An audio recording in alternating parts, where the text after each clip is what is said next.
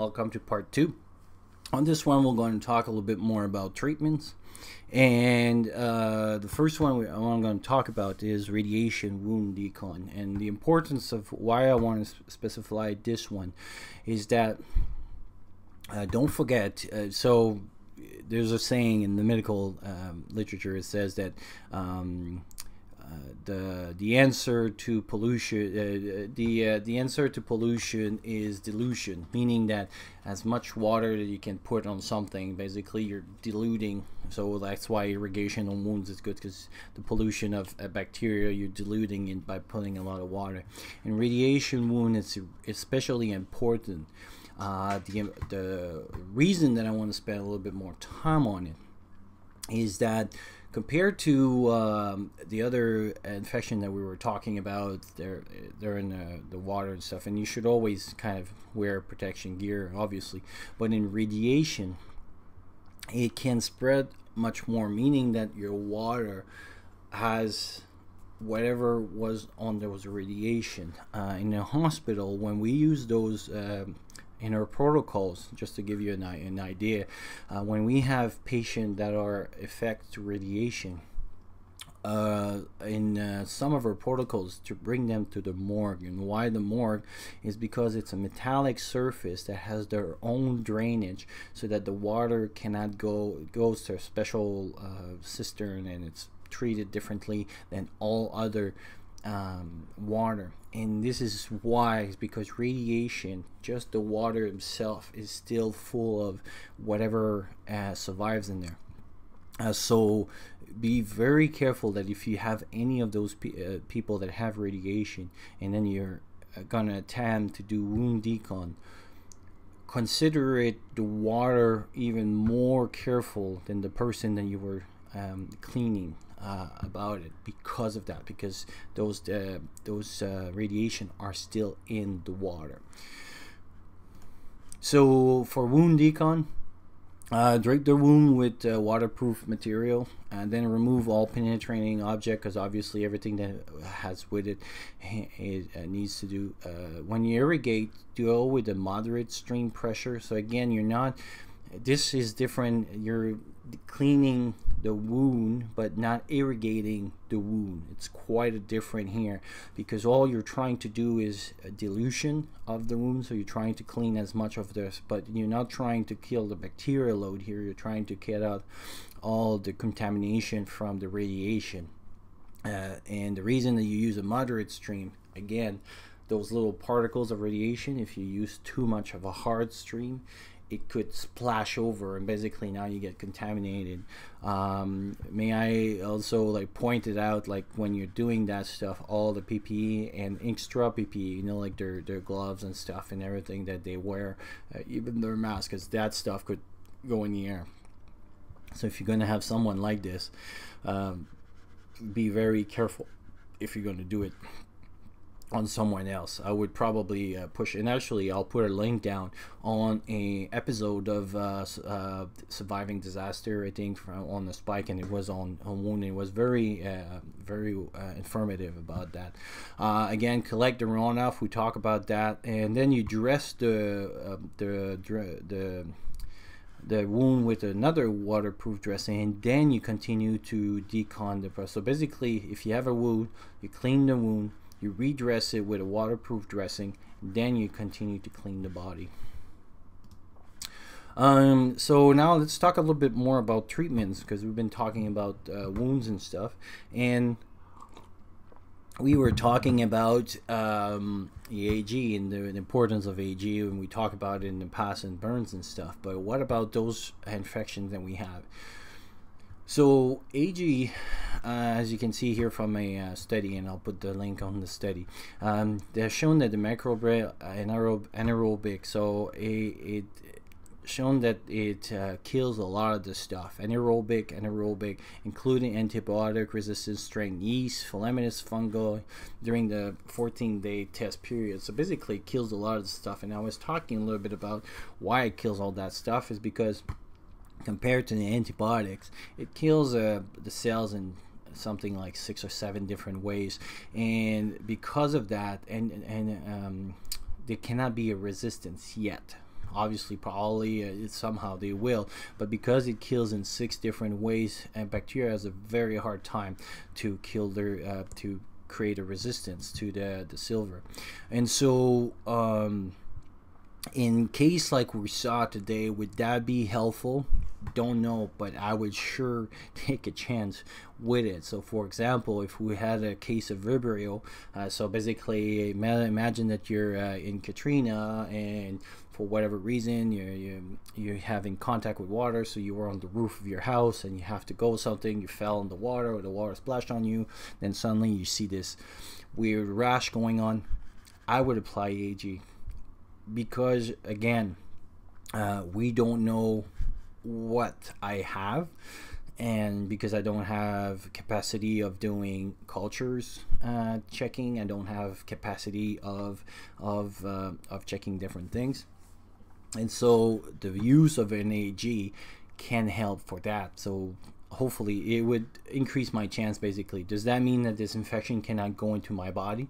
No. Would it stop all infection? Probably not, but for sure it would increase my chance. Again, we were talking a little bit before, microbial load, and so it could maybe prevent that to go to the blood, because it would kill all the stuff. And actually at one point I had an infection.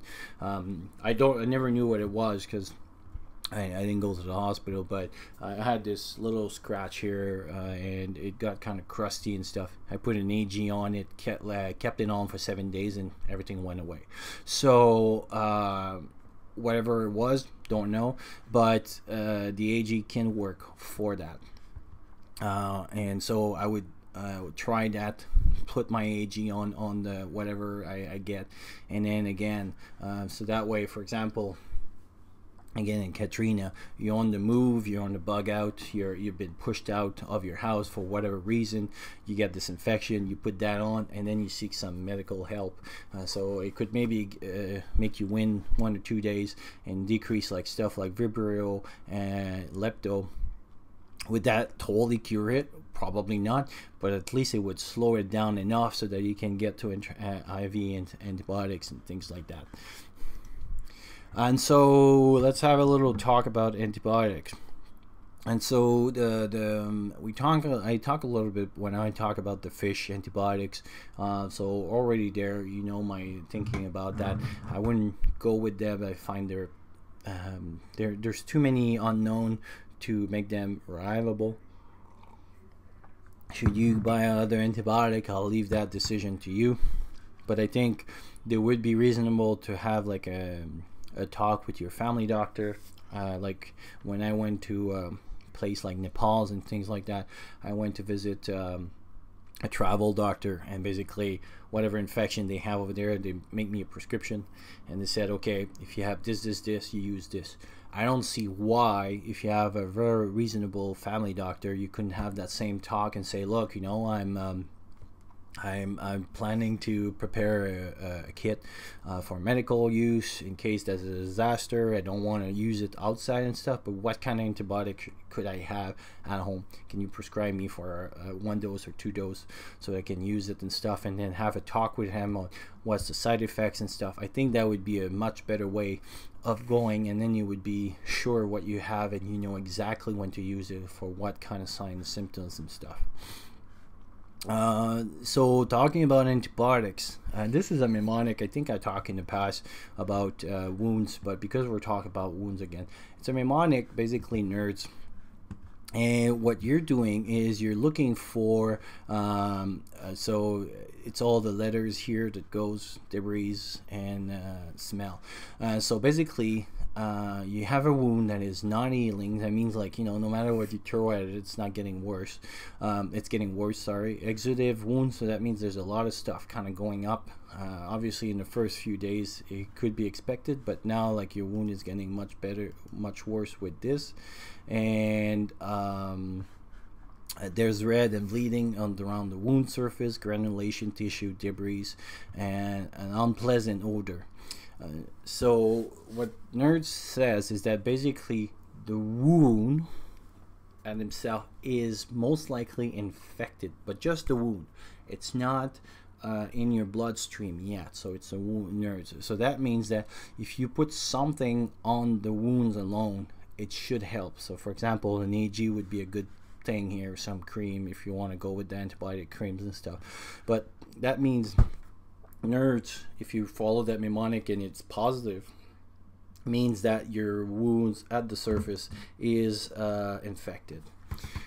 Versus stones, that's again another mnemonic, is that now it's probably in your bloodstream, and now you would start talking about taking antibiotics and things like that. So that's the mnemonic for helping. Here I'll put a link on that, but basically it was a case study that they did, and they had an infection of a person that they only treated with antibiotics, and basically the person did poorly, versus when they started to use the AG, it improved. And so basically the treatment of infecting wounds often requires a multifaceted, multidisciplinary approach, and so this is what I kind of talk about, especially in our case where we don't have all the tools to check, you know, what kind of infections and stuff. Again, if I have a case of Vibrio or the other ones, or even a cellulitis, I would throw an AG in there and get to a place where I could get antibiotics, or if you had that before, maybe take them as antibiotics and stuff. But again, seek some medical help as soon as the things would go with that. And then to finish, the last thing I would like to talk about is your tetanus shot. And why your tetanus shot. So basically, this is what you're seeing here is somebody in tetany. And so there's a bacteria that you can have that can give you tetany. So basically it means that all your muscle kind of contracts like this, and it can happen in when you have cuts and stuff. So usually when you go, and if you had suture in the last few years or something, an emergency, they're always going to ask you, is your tetanus up to date? And it's to prevent this. And so I would get your shot as a prevention. It's good every 10 years. So if you didn't have your tetanus in the last 10 years, please go to the hospital and get it. And it's to prevent any complications like this caused by infection that usually you get to the soil. So that was the video. Hopefully you enjoyed it, and I'll talk to you soon.